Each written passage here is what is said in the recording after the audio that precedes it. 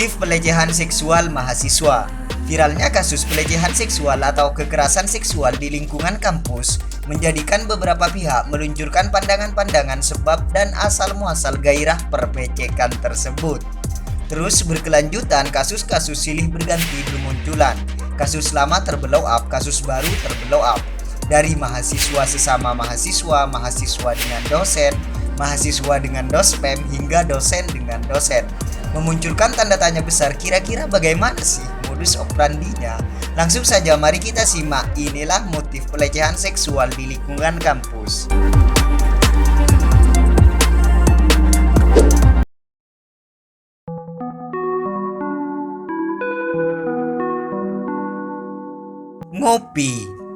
Ngopi merupakan salah satu aktivitas yang sangat lekat dengan mahasiswa, bahkan termasuk dari ikonik mahasiswa itu sendiri. Karena ada beberapa mahasiswa senior yang mengatakan bahwa gerakan pemberontakan kaum tirani hingga pada gerakan demonstrasi mahasiswa selalu berangkat dari percakapan kecil di warkop ditemani pekat pahitnya kopi tentunya. Namun siapa sangka dalam kesakralan idealisme perkopian yang menjadi salah satu tempat lahirnya percakapan kritis dan ideologis, kini seringkali menjadi motif dan awal kekerasan seksual atau pelecehan seksual. Lantas bagaimana kronologi? Kok bisa? Mengapa begitu? Gini loh sahabat-sahabat, sebagai orang yang pernah hidup dan berkecimpung dengan teman-teman mahasiswa, dengar-dengar dari selintingan pelecehan seksual dengan motif ini, motif perkopian, berangkat dari ajakan ngopi yang normal dengan diskusi-diskusi keilmuan atau dengan percakapan awal baca buku apa atau sampai di mana bukunya deh, hingga pada waktu yang begitu lama obrolan terus berlanjut hingga larut malam dan tanpa sadar kos si cewek sudah tutup alias kos si cewek memberlakukan jam malam. Jadi ia nggak bisa balik kos dong. Nah, disinilah operandi perseksualan mulai diluncurkan dengan kepedulian, misal menawarkan tumpangan kos ke kontrakan ke atau pada tawaran red doors terdekat. Dan jika itu terjadi, maka mulailah percakapan mengarah pada pembangkitan ano dan ano yang ano itu. Tapi tidak semua mahasiswa begitu ya. Ada kok mahasiswa yang baik.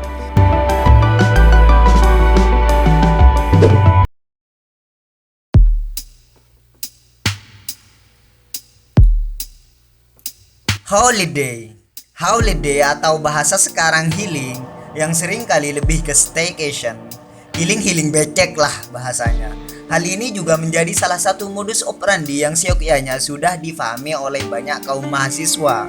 Healing, holiday memang merupakan kebutuhan setiap orang, tak terkecuali mahasiswa yang sepekan sudah disibukkan dengan teori, analisis, perdebatan retorik, hingga pada pelumpuhan sistem KKN dalam pemerintahan. Sehingga bukan suatu keanehan jika dengan segala bentuk keruutan tersebut membutuhkan holiday. Lantas, di manakah eksekusi perbecekannya tersebut? Gini loh sahabat-sahabat, healing, holiday, staycation atau apalah sejenisnya, tak jarang emang selalu luar kota menjadi opsi paling awal. Berangkatlah nih mereka ke puncak dan spot-spot menarik. Bentar, satu lagi tak jarang emang daerah dingin yang dijadikan tujuan utama. Udah kesana kemari nih, ngopi, foto-foto dan lain sebagainya. Kemalaman nih, kecapean juga kan. Ada villa, staycation versi lengkap nih. Apakah setiap mahasiswa yang holiday healing dan sejenisnya begitu? Tidak selalu dong, endingnya nggak selalu ke esek-esek becek semua. Hanya sebagian saja, namun agak banyak ya yang kayak gitu.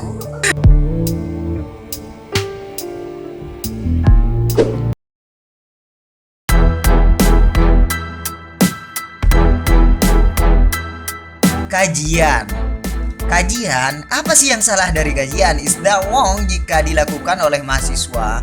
Secara kajian merupakan bentuk tukar pikiran, diskusi panas, membedah teori, analisis wacana, analisis realitas sosial, bahkan pada bagaimana pola pemerintahan yang efisien yang lebih memihak pada kepentingan dan keadaan masyarakat proletariat. Sebenarnya tidak ada yang salah dari kajian, bahkan kajian merupakan aktivitas yang sangat penting bagi mahasiswa untuk menguji argumentasi dan idealisme seorang mahasiswa. Lantas bagaimana hal tersebut menjadi salah satu dari motif kekerasan seksual dan pelecehan seksual dalam lingkungan kampus?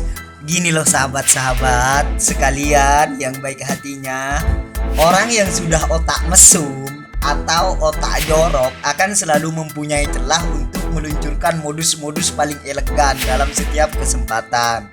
Terkait kajian ini, pemelintirannya berkenaan dengan tempat kajian yang kadang dilakukan secara eksklusif di kos kayak di kontrakan kayak atau di homestay kayak, yang kadang emang selalu pindah ke pembahasan riskan dalam dunia perbecekan atau memang sedari awal sudah meluncurkan aksi-aksi grepe-grepe.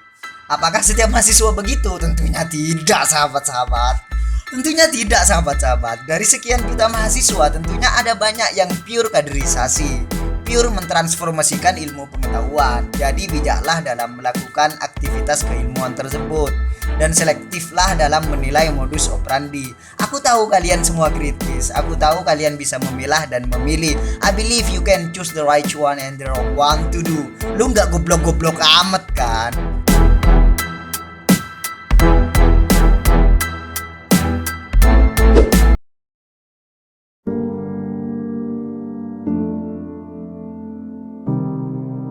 Nogas.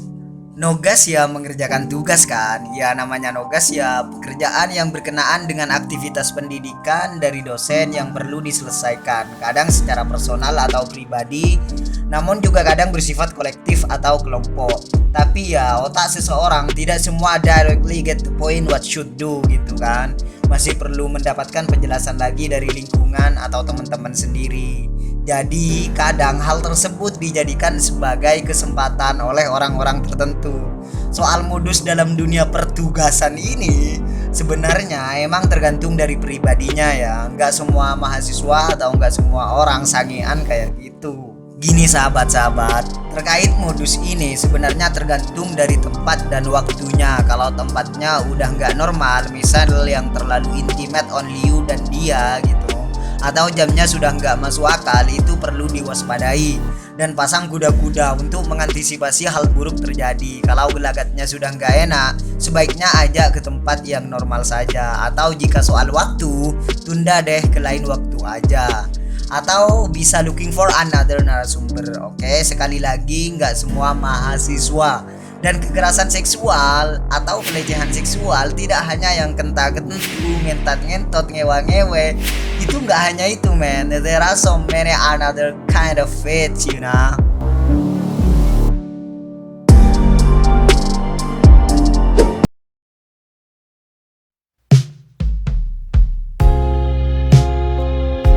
Clubbing.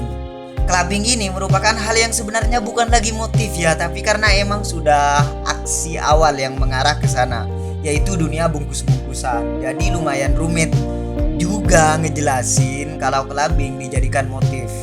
Kayak sudah menjadi satu paket antara clubbing dan bungkus-bungkusan. Sudah menjadi rahasia umum kayaknya yang seharusnya diketahui oleh semua orang dan juga mahasiswa secara umum. Kecuali memang suddenly goes away. Ngajak ngopi kok ke klub, ngajak kajian kok ke klub. Pas nyampe di klub dipaksa minum air busa-busa gitu misal. Mungkin bisa dijadikan motif, itu motif gitu. Tapi kalau sudah sedari awal oke-oke aja nih, nggak ada yang dirahasiakan ya, seharusnya sudah paham kan. Dan jangan mau kalau nggak ingin ada bungkus-bungkusan. Namun setiap orang punya cara pandang masing-masing, setiap orang punya opini masing-masing, dan gejolak kaula muda emang menggebu-gebu. Dan anehnya jika sudah merasa dirugikan setelah sekian lama nih, maka aksi playing victim yang dijadikan jurus utama. Jadi gini loh sahabat-sahabat, soal clubbing sebagai motif kekerasan seksual atau pelecehan seksual nih sahabat-sahabat, jatuhnya kalau menurut aku sih 50-50 ya. Tergantung cara pandang dan persetujuan kedua belah pihak.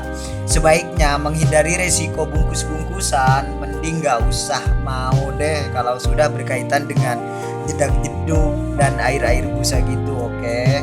Aku rasa otak kalian bisa lah menilai. Masa iya bicara Karl Marx panjang lebar, bicara Michael Foucault tiap hari, bicara Suhobi, bicara Tan Malaka sampai Socrates dan Plato, nggak bisa bedain mana motif perlendiran.